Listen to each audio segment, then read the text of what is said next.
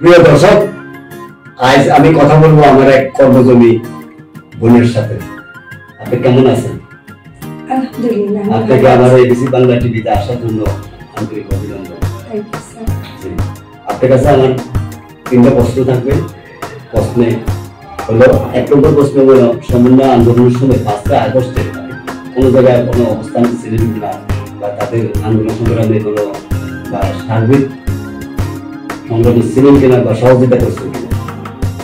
Thank you sir. আমি পারফেক্টসে job করি, ফিল্ডে জব করি। আমি রায়সার বাজারে জব করি।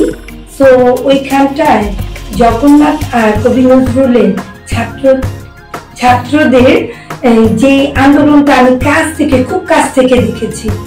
একদিন তো দেখা গেছে যে আমি লাঞ্চ করে বেরোচ্ছি, পুলিশের সাথে কবি নজরুলের সাথে সেই রকম মারপিট, একটা ছেলেকে গুলি করে মেরে ফেলেছে আমারই সামনে। আমি যখন চিৎকার করি, আমার পায়ে এসে বড় একটা ইটা পড়ে।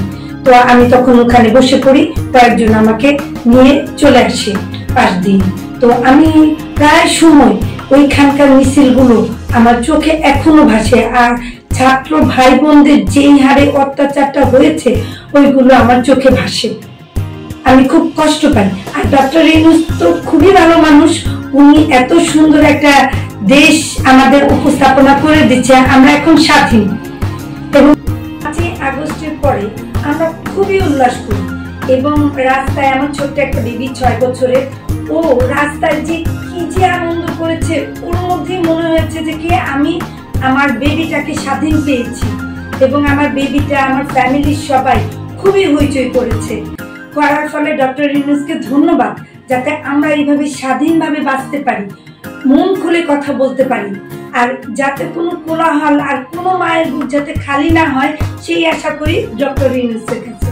আর আমি যাতে স্বাধীনভাবে জব করতে পারি, এইটুকুই আমার। ধন্যবাদ আপনার আমাদের এবিসি বাংলা টিভিতে আসার জন্য। থ্যাংক ইউ সবাইকে। থ্যাংক ইউ এবিসি বাংলাকে। এবিসি বাংলাতে আপনাকে আসার জন্য আপনাকে অনেক ধন্যবাদ। আমার প্রশ্ন থাকলো, 5 আগস্টে যে আন্দোলন, সমন্বয় আন্দোলনের ছাত্ররা যে আন্দোলন করছে, তখন আপনি তো একজন ক্যান্ডিডেট ছিলেন। আপনি কোন জায়গায় অবস্থান করছেন তাদের ক্যান্ডিডেট তার ভিডিও ধারণ করছেন? ধন্যবাদ জানতে চাই। ধন্যবাদ আপনাকে এবং এবিসি বাংলা টিভিকে যে আমাকে আমন্ত্রণ করার জন্য। আসলে 5 আগস্টের কথা বলতে গেলে সেটা আমার জন্য একটা বিশাল স্মৃতিচারণ হয়ে থাকবে, বেদনাদায়ক হয়ে থাকবে। সেটা হচ্ছে 5 আগস্টের কালীন সময় আমরা একটা মিথ্যা মামলায় আমাদেরকে তৎকালীন ফ্যাসিবাদী সরকার কোম্পানিকে আশ্রয় প্রশ্রয় দিয়ে আমাদেরকে মিথ্যা মামলায় আমাদেরকে তখন ঢাকা কেন্দ্রীয় কারাগারে আমাদেরকে পাঠায়। তো ওই মুহূর্তে আমরা 5 আগস্ট বলতে ওই মুহূর্তে আমরা সবাই ঢাকা কেন্দ্রীয় কারাগারে ছিলাম। তো 5 আগস্টে সেই বিভীষিকাময় ঘটনা বর্ণনা দিতে গেলে আমাদেরকে একটানা 3 তারিখ থেকে আমাদেরকে টোটালি জেলখানার ভিতরে ফুললি 24 ঘন্টা লক আপ করে রাখা হয়, যেটা ভাষায় প্রকাশ করা যাবে না। খুব অমানবিক ভাবে আমাদেরকে সেখানে আটকে রাখা হয়। এবং আমরা দেখেছি 5 আগস্টের আগে 3 তারিখ থেকে 4 তারিখ পর্যন্ত রাস্তাঘাটে আগুন জ্বলতেছে। আমরা 5 তলা থেকে দেখতাম যে রাস্তাঘাটে আগুন জ্বলতেছে, মানুষের হাজার হাজার মানুষের মিছিল।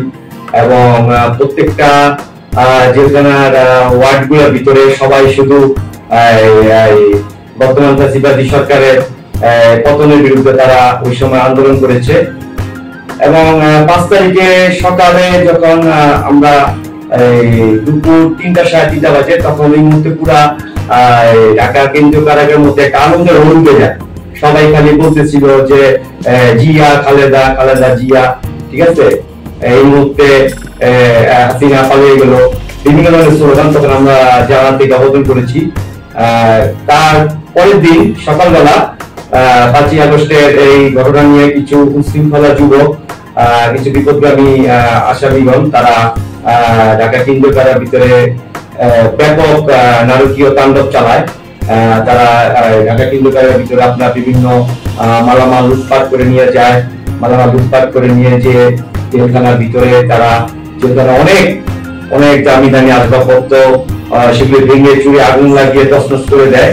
সেই মুহূর্তে আমাদের আমাদের গৌরব, আমাদের বাংলাদেশের সশস্ত্র বাহিনী, সেনাবাহিনী, তারা যে মুখ্য ভূমিকা পালন করে। ওই মুহূর্তে 5ই আগস্টের সময় যারা নিরপরাধ আমাদের ছাত্রবাহী যারা ছিল, এই যে আপনার বৈষম্য বিরোধী ছাত্র আন্দোলনে যারা ফ্যাসিবাদী সরকারের বিরুদ্ধে যারা আন্দোলন করেছে, তাদেরকে তো অন্যায়ভাবে বিচার করে তাদেরকে ভিতরে ঢুকিয়ে রেখেছিল।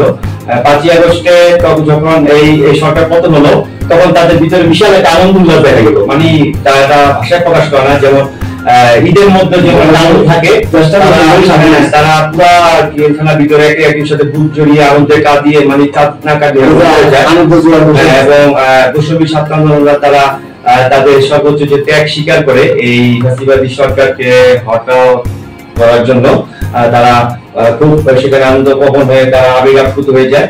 এবং তাদেরকে সেদিন রাতের ভিতরেই যারা এই অন্যায়ভাবে যাদেরকে প্রায় 4,500 স্টুডেন্টকে বিনা বিচারে আটকানো হয়েছিল, তাদেরকে সেদিন রাতের ভিতরেই তাদেরকে বর্তমান অন্তর্বর্তীকালীন সরকার ডক্টর মোহাম্মদ ইউনূস সাহেব উনি তার যথেষ্ট সাহসী ভূমিকা নিয়ে যারা অসহায় যে ছাত্রদের ছিল সাথে সাথে তাদেরকে মুক্ত করে নিয়ে আসে। এই জন্য আমরা এই অন্তর্বর্তী সরকার নোবেল বিজয়ী ডক্টর মোহাম্মদ ইউনূসকে আন্তরিক অভিনন্দন জানাই। এবং তার মাধ্যমে আমরা চাই বাংলাদেশ একটা সুন্দর, একটা গঠনমূলক এবং বিবেকহীন একটা সুন্দর গড়ে উঠে আমরা দোয়া করি। এইটাই ছিল আমার 5ই আগস্টের। আমার আরেকটা একজন সাংবাদিক ছিলেন, জি, মাঠ পর্যায়ে গ্রুপ কর্মী ছিলেন। তখন তৎকালীন যারা সরকার দেশ চালাই নিয়ে গেছে, তখন তাদের কি আমাদের সাংবাদিকদের ফ্যাসিলিটি বা স্বাধীনতা ছিল কিনা? বর্তমান এখন যে দেশ চালাইতেছে অন্তর্বর্তী সরকার, তার আমল কেমন আর পিছনের আমলটা কিভাবে গেল দেশ? এটা বুঝবেন, একটা প্রশ্ন করছেন। ধন্যবাদ আপনাকে। আসলে তৎকালীন সরকার আমলে আসলে গণতন্ত্র পদ্ধতি ছিল না, আপনার বাক স্বাধীনতা ছিল না, আপনার সঠিক সত্য কথা বলতে গেলে অনেক সময় বাধা বিপত্তির মধ্যে পড়তে হতো, অনেক দায়বদ্ধতা ছিল, যেটা আপনারা জানেন। এখন বর্তমানে আমাদের সাংবাদিক সমাজে আসলে অনেক গণতান্ত্রিক উদার মনে তারা তাদের লেখা লিখতে পারছে, তারা তাদের বাক স্বাধীনতা প্রকাশ করতে পারছে। ঠিক আছে, এটা আমাদের জন্য একটা ভালো সুস্থ গণতন্ত্র চর্চা। এবং আগামীতে যাতে আমরা সুস্থ গণতন্ত্র চর্চা এবং সাংবাদিক পেশাটাকে যে আমরা সৎ মনোভাব নিয়ে বলিষ্ঠ হয়ে আমরা মানুষের জনগণের কল্যাণে কাজ করতে পারি, সেটাই আমি মনে করি। দর্শক, এবিসি বাংলা টিভিতে আমন্ত্রণ। আজ আমরা কথা বলবো দেখা 2024-এর 5 আগস্ট নিয়ে। আজ আমরা কথা বলবো একজন ছাত্রীর সাথে। সেই 5 আগস্টে 2024-এ রাজপথে থেকে বৈষম্য বিরোধী ছাত্র জনতার আন্দোলন কাজ থেকে দেখেছি। বলো। আসসালামু আলাইকুম, আমার নাম স্বপ্ন চৌধুরী। আমি এবার ইন্টার ফার্স্ট ইয়ারে সোলোদি কলেজে পড়াশোনা করছি। আচ্ছা, বৈষম্য আন্দোলনের 5 আগস্টে আপনি কোন জায়গায় অবস্থান করছেন আন্দোলনে? হ্যাঁ, 5ই আগস্ট মূলত দেশটা স্বাধীন হয়েছে। তখন হচ্ছে আমি কোনাপাড়া ছিলাম, শামসুল হক খান স্কুলের সামনে ছিলাম। তখন যখন সবাই শুনতে পাচ্ছে যে হাসিনা পদত্যাগ করেছে, তখন সাধারণ মানুষের যে আনন্দ উৎসব, সেটা সাধারণ মানুষদের যে আনন্দটা, সেটা খুবই দেখার ছিল। মানে মানুষ হাসিনা পদত্যাগ করেছে, সেটা খুবই আনন্দ ছিল। আমি তখন তুমি এখন কেমন বাংলাদেশটা দেখতেছেন? আমি এখন হচ্ছে কিছু এই যে দেশটা স্বাধীন হওয়ার পরে আমরা স্টুডেন্টরা মিলে ট্রাফিকের দায়িত্ব যে পালন করেছি, দেশটাকে সুন্দর করার জন্য ময়লা আবর্জনা যে পরিষ্কার করছে, এখনো অনেকে করছে যে ট্রাফিকের কাজ, বা যে দেশের অনেক জায়গায় অনেক ময়লা আবর্জনা আছে সেগুলো পরিষ্কার করতেছে, বা অনেক অনেক কাজ আছে যা ভালো করতেছে। এরকম ভাবে চলতে থাকলে দেশটা আরো ভালো হবে। আমাদের যারা আছে তাদেরকে সাপোর্ট করলে আমরা আরো স্টুডেন্টরা ভালো কিছু করতে পারবো। আচ্ছা, আমার প্রশ্ন হলো, তৎকালীন যে সরকার দেশ গণতন্ত্র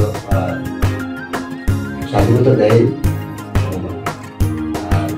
যেভাবে দেশ শাসন করে দিয়েছে, এখন বর্তমান যে কেয়ারটেকার সরকার, অন্তর্বর্তী সরকার যে আসছে, উনি কি দেশটা কিভাবে সুন্দরভাবে চলাইতেছে বা দেশে কি আগে থেকে একটু ভালো?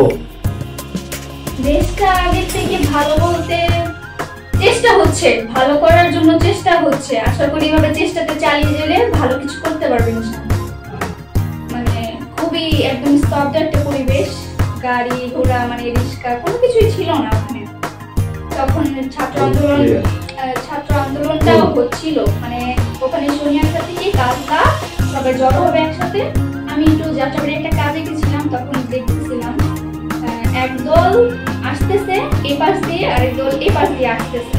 তো ঘটনাস্থলে আমি এসব দেখে ঘাবড়ে গেছিলাম, তার জন্য একটু দূরে থেকে আমি দেখলাম যে কি মানে একটা অবস্থা, মানে সবাই মারামারি শুরু করে দিয়েছিল, মানে খুবই মর্মান্তিক ভাবে মারছিল তাদেরকে। পুলিশও ছিল ঘটনাস্থলে, পুলিশও স্টুডেন্টদেরকে গুলি করছিল। Ready 1 2 3 action.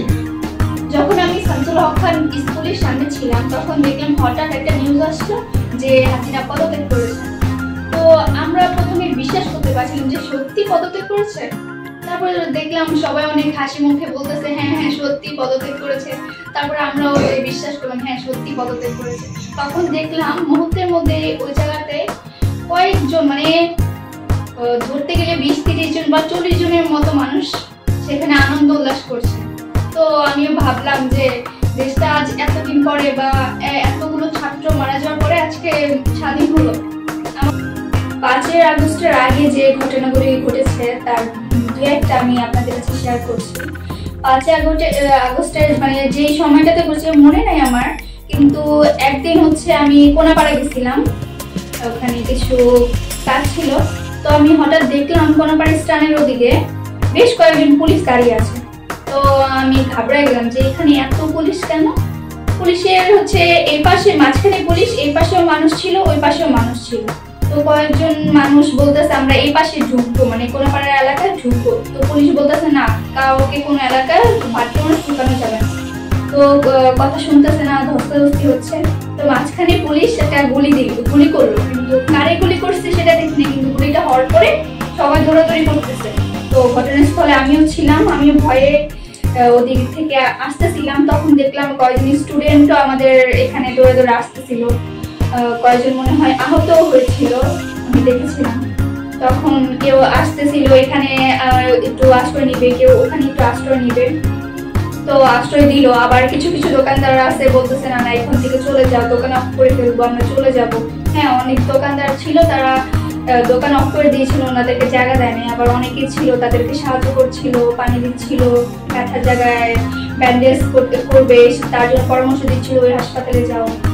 তো এইটাই। আর এবিসি টিভিতে আসার জন্য আপনাকে ধন্যবাদ। আপনাদেরকেও ধন্যবাদ আমাকে এখানে স্বাগতম করার জন্য, আন্তরিকভাবে ধন্যবাদ।